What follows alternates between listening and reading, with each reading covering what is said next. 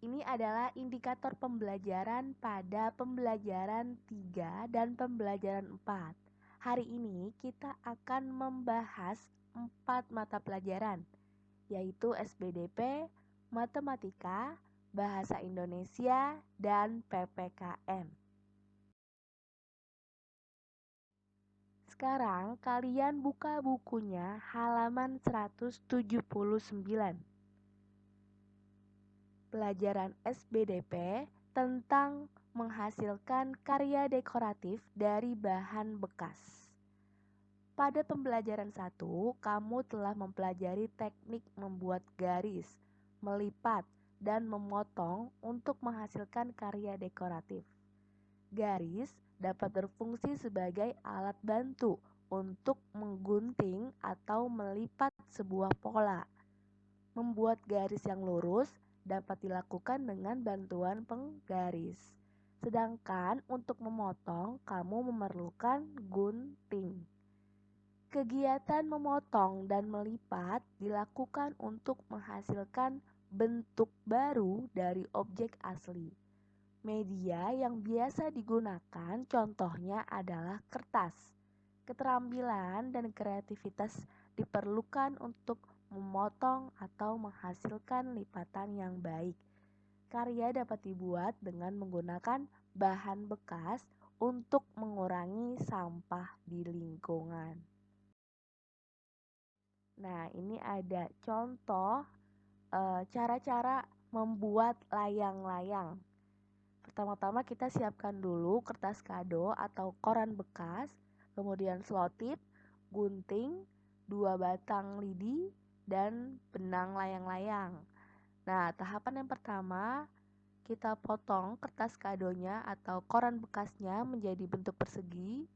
Kemudian lipat kertas di bagian diagonal persegi, ya, jadi seperti ini. Kemudian buka kembali lipatannya dan tempelkan 1 batang lidi pada bekas lipatan. Kemudian kita rekatkan dengan selotip pada bagian atas, bawah, dan tengah. Kemudian tahap yang ketiga, ambil 1 batang lidi yang tersisa, lengkungkan lidi ya, agak dibuat lengkung, dan letakkan pada bagian atas kertas. Kemudian rekatkan lagi dengan selotip. Tahapan yang keempat, potong bagian selotip yang berlebih agar rapi. Kita rapikan selotipnya. Dan tahap yang kelima, ikat benang layang-layang pada bagian atas dan bawah lidi. Kemudian ikatkan benang sisanya pada bagian tengah. Jadilah layang-layang yang sudah siap untuk dimainkan. Ya, selanjutnya matematika tentang menghitung keliling dan luas bangun datar menggunakan petak satuan. Pada pembelajaran sebelumnya, kita telah mempelajari tentang keliling dan luas suatu bangun datar. Nah, kita ingat-ingat kembali, keliling adalah banyak satuan panjang yang digunakan untuk mengukur panjang tepian bangun datar atau pinggirannya ya. Kemudian, luas sebuah bangun datar adalah daerah ya, daerahnya yang ditempati oleh permukaan bangun datar tersebut. Keliling dan luas bangun datar dapat ditentukan dengan satuan tidak baku petak satuan. Nah, kita langsung lihat saja nih ke contohnya. Ya, ini coba kita lihat gambar yang pertama ya. Kita lihat itu berapa tuh kelilingnya. Kita hitung panjang tepiannya ya per kotak. 1, 2, 3, 4, 5. Kemudian ke atas 6, 7, 8. Kemudian ke samping kiri 9, 10, 11, 12, 13. Kemudian ke bawah 14, 15, 16. Maka kelilingnya sama dengan 16 petak satu satuan.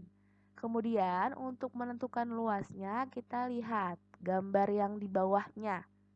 Ya, gambar yang pertama. Yang namanya luas adalah daerah yang ditempati oleh bangun datar tersebut ya. daerahnya, berarti bagian dalamnya. Kita hitung ada berapa kotak.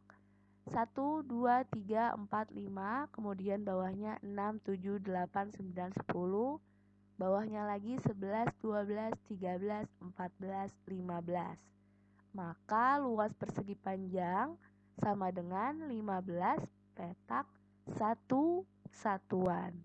Kemudian gambar yang di sampingnya, kita hitung luasnya ada berapa ini? Kita hitung bagian dalamnya ya, ada berapa kotak? 1, 2, 3, 4, 5, 6, kemudian bawahnya 7, 8, 9. Maka luas persegi sama dengan 9 petak satuan. Oke, sekarang halaman 182 kita jawab soal-soal di kegiatan Ayo Berlatih. Nomor 1, tentukan keliling dan luas persegi dan persegi panjang berikut. 1A, kita lihat kelilingnya ada berapa? 1, 2, 3, 4 ya, bagian atasnya. Kemudian bagian samping kanan 5, 6. Kemudian bagian bawah 7, 8, 9, 10. Kemudian yang bagian kirinya 11, 12. Jadi kelilingnya sama dengan 12 petak satuan. Kemudian untuk luasnya kita hitung kotak atau daerah yang di bagian dalam gambar ya. Ada berapa petak? 1, 2, 3, 4, bawahnya 5, 6, 7, 8. Maka luasnya sama dengan 8 petak satuan. Kelilingnya sama dengan 12 petak satuan, luasnya sama dengan 8 petak satuan. Selanjutnya 1B, kelilingnya sama dengan 16 petak satuan dan luasnya sama dengan 16 petak satuan juga. Dan yang nomor 1C, kelilingnya sama dengan 24 petak satuan dan luasnya sama dengan 32 petak satuan. Nanti kalian bisa cek sendiri ya, hitung sendiri, bener gak hasilnya segitu ya, dengan cara yang tadi Bu Nadia ajarkan. Selanjutnya nomor 2, tentukan keliling dan luas daerah yang diarsir berikut. Jadi hanya bagian yang diarsir yang kita hitung ya. 2A, kita hitung kelilingnya nih, bagian yang diarsir. Kelilingnya bagian atas 1, 2, kemudian sisi sebelah kanan 3, 4, sisi yang bagian bawah 5, 6, sisi yang bagian kiri 7, 8. Maka kelilingnya sama dengan 8 petak satuan. Dan untuk luasnya kita hitung berapa petak ya, berapa petak kotak dalamnya. Daerahnya 1, 2, 3, 4. Maka luasnya sama dengan 4 petak satuan. Jadi kelilingnya sama dengan 8 petak satuan dan luasnya sama dengan 4 petak satuan. Kemudian nomor 2B, kelilingnya sama dengan 12 petak satuan dan luasnya sama dengan 9 petak satuan. Nomor 2C, kelilingnya sama dengan 20 petak satuan dan luasnya juga sama dengan 20 petak satuan.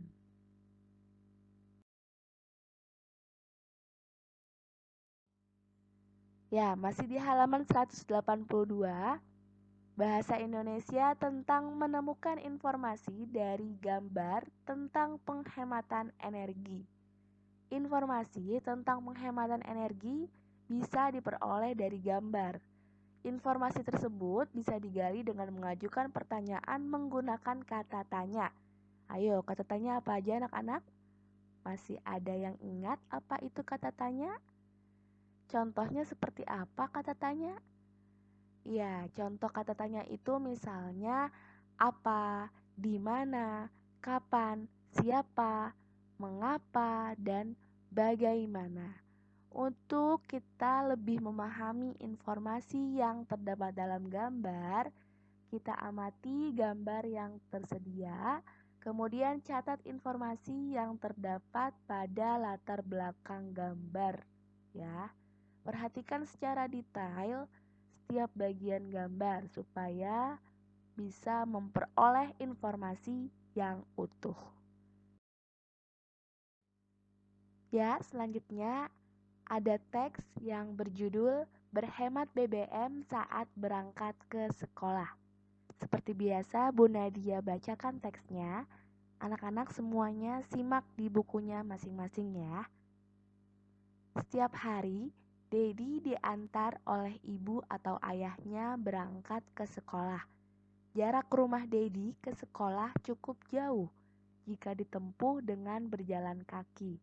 Oleh karena itu, Dedi diantar ke sekolah dengan naik kendaraan bermotor. Kadang-kadang, Dedi diantar naik mobil bersama ayah. Sesekali, Dedi juga diantar oleh ibu naik sepeda motor. Namun, Dedi lebih sering diantar oleh ibu menggunakan kendaraan umum. Naik kendaraan umum merupakan salah satu usaha untuk menghemat BBM. Oke, kemudian mari sama-sama kita jawab pertanyaan yang ada di bawah teks ya. Setelah mengamati gambar dan membaca teks dengan cermat, tulislah pertanyaan beserta jawabannya berdasarkan gambar pada kolom yang tersedia. Pertanyaan yang pertama, bagaimana Dedi berangkat ke sekolah? Jawabannya, Dedi berangkat ke sekolah dengan menggunakan sepeda motor, terkadang naik mobil, dan lebih sering juga menggunakan kendaraan umum, ya, jika diantar oleh ibunya.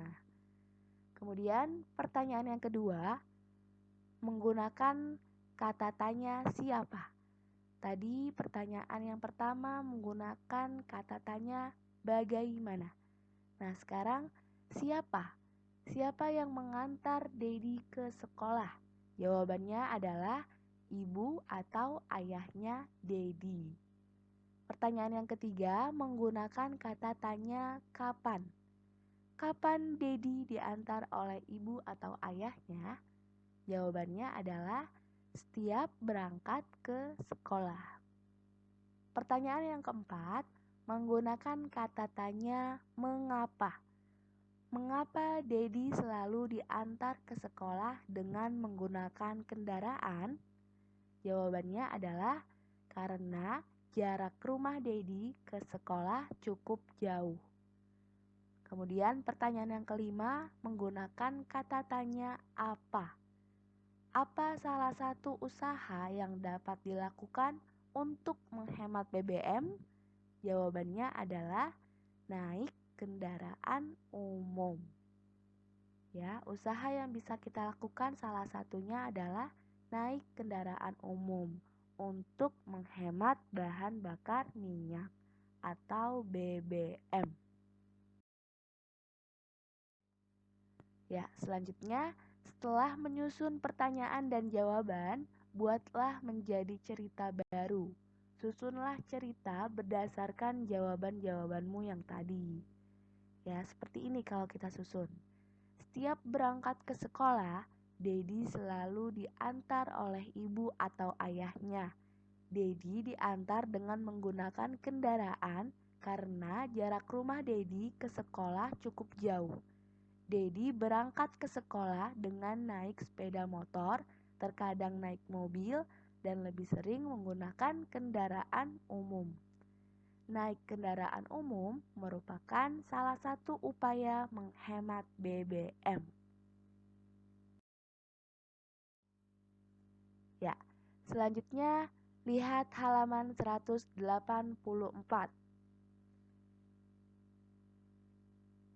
Pelajaran Bahasa Indonesia, ada teks yang berjudul Menghemat Energi.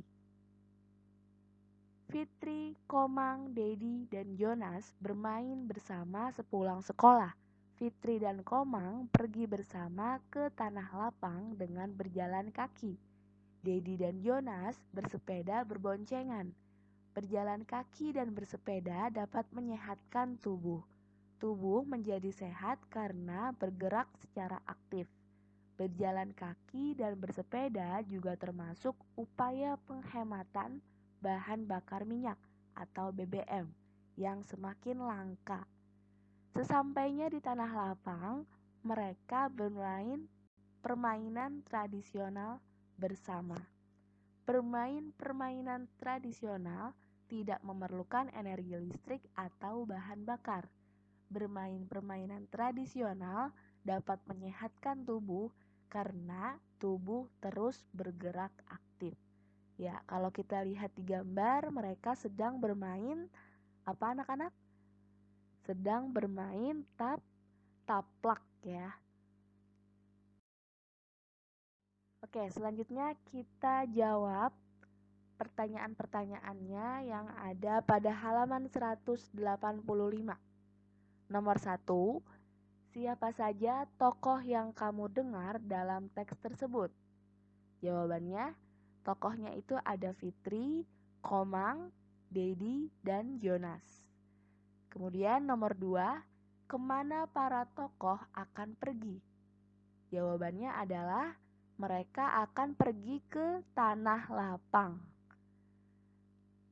Nomor 3, apa yang mereka lakukan ketika sampai di tempat tujuan? Jawabannya adalah mereka bermain permainan tradisional bersama. Nomor 4, mengapa bermain permainan tradisional dapat menyehatkan tubuh? Karena tubuh terus bergerak aktif. Nomor 5, tulislah informasi yang menunjukkan tokoh pada teks. Jawabannya adalah Fitri dan Komang pergi bersama ke tanah lapang dengan berjalan kaki. Dedi dan Jonas bersepeda berboncengan. Kemudian nomor 6. Rangkaikan jawaban dari informasi nomor 1 sampai 5 menjadi paragraf baru dengan menggunakan kata-kata yang baku. Ya, seperti ini paragraf barunya. Fitri, Komang, Dedi, dan Jonas pergi ke tanah lapang. Fitri dan Komang pergi bersama ke tanah lapang dengan berjalan kaki. Dedi dan Jonas bersepeda berboncengan. Sesampainya di sana, mereka bermain permainan tradisional bersama. Bermain permainan tradisional dapat menyehatkan tubuh karena tubuh terus bergerak aktif. Selanjutnya, PPKN tentang keseimbangan antara hak dan kewajiban dalam menghemat energi. Energi sangat penting dalam kehidupan sehari-hari. Energi yang kita gunakan kebanyakan berasal dari bahan bakar minyak. Ketersediaan minyak bumi kini semakin menipis akibat kebutuhan bahan bakar yang terus meningkat. Hak dan kewajiban adalah dua hal yang tidak dapat dipisahkan satu sama lain. Menghemat ketersediaan minyak bumi merupakan kewajiban untuk kita semua. Kita memiliki hak untuk memanfaatkan energi, namun kita juga memiliki kewajiban untuk menghemat energi. Pelaksanaan hak dan kewajiban secara seimbang akan memberikan dampak yang baik. Misalnya, cadangan energi dapat digunakan dalam jangka waktu yang lebih lama. Namun, kita sebagai masyarakat harus lebih peduli terhadap lingkungan. Menjaga keseimbangan antara hak dan kewajiban dalam penggunaan energi dapat dilakukan di mana saja, seperti di rumah, di sekolah, dan di masyarakat.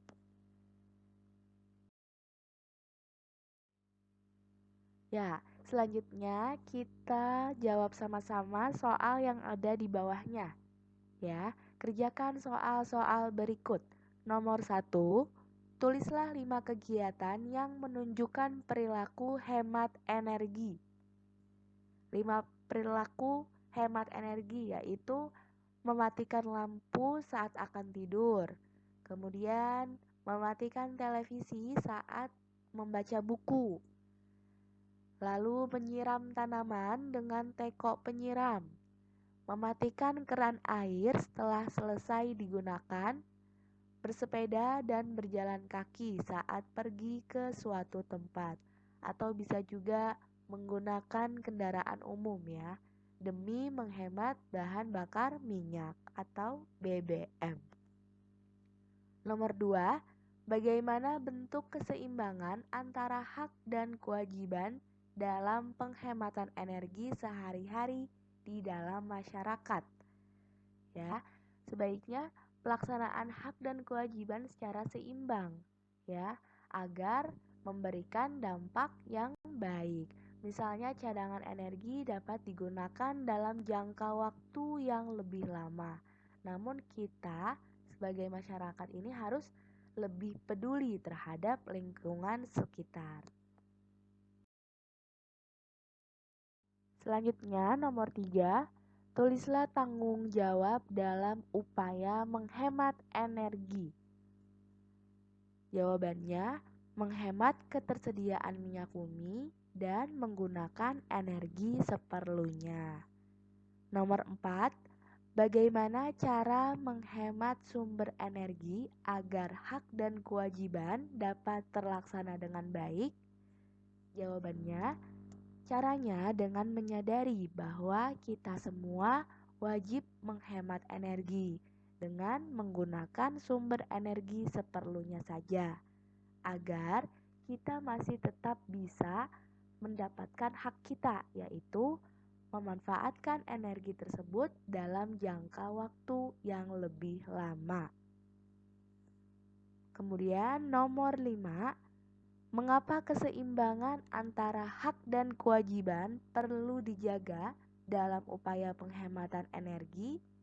Jawabannya, agar bisa memberikan dampak yang baik.